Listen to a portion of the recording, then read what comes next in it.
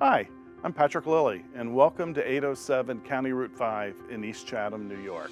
The residence is approached through a long, winding driveway that leads to the top of a hill, which takes advantage of the amazing views of the Hudson Valley and the mountains in the distance.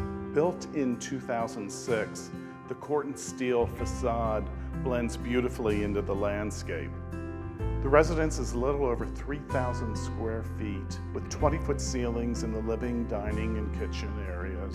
An amazing south-facing wall of windows with incredible views. The most exertion you need to extend any day is watching the clouds flow by.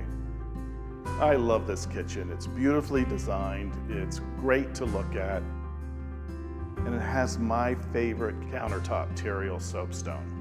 So just when you think you're done with all the wow moments, you go upstairs to the mezzanine with the incredible view of downstairs in the dining room, kitchen, and living room, but you also have these incredible views in the distance through the upper windows of the rolling hills and mountains.